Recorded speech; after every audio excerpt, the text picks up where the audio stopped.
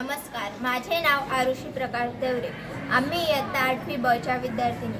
आम्ही सौ सावित्रीबाई शिवाजीराव देवरे कन्या विद्यालयामधून हा प्रकल्प सादर करीत आहोत. नमस्कार, माझे नाव नंदिनी प्रवीण बोरसे. नमस्कार, माझे नाव लोचनी लक्ष्मण देवरे. आमच्या प्रकल्पाचे नाव रेन वॉटर हार्वेस्टिंग.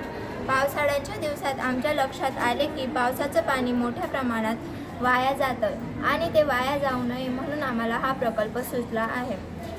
म्हणून आम्ही पावसाचं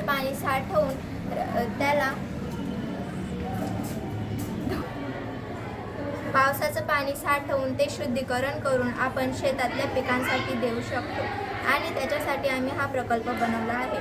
या प्रकल्पामध्ये आम्ही हे सोल्युशन बनवलं आहे आणि याच्यात जर घाण पाणी टाकलं ते शुद्धीकरण होऊन याच्यात येईल आणि ते पाणी आपण साठवून कधी पण आपल्या पिकांना देऊ शकतो. प्रकल्पासाठी लागणाऱ्या वस्तू मी तुम्हाला सांगणार आहे. घर आणि जमीन बनवण्यासाठी आम्हाला थर्माकोल आणि पुठ्ठा लागलेला आहे. पाणी साठवण्यासाठी आणि स्वच्छ करण्यासाठी आम्हाला 3 बॉटल लागलेल्या आहेत आणि पाणी वाहण्यासाठी आम्हाला 3 नळ्या लागलेल्या आहेत.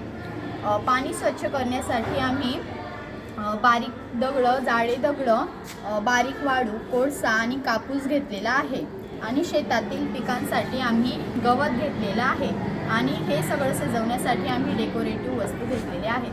यावरून असे सिद्ध होते की उन्हाळ्याच्या दिवसात शेतातील पिकांना पुरेसे पाणी उपलब्ध नसते, म्हणून आपण अशी प्रक्रिया करून पाणी साठवू शकतो आणि त्यावेळेस या पाण्याचा उपयोग करू शकतो. हा प्रयोग खास करून शेतीसाठी उपयुक्त आहे. ह्या प्रयोगाला जे साहित्य आहे ते सहजपणे कुठेही उपलब्ध आहे, म्हणून शेतकऱ्यांनी हा प्रयोग सहजपणे करायला हवा.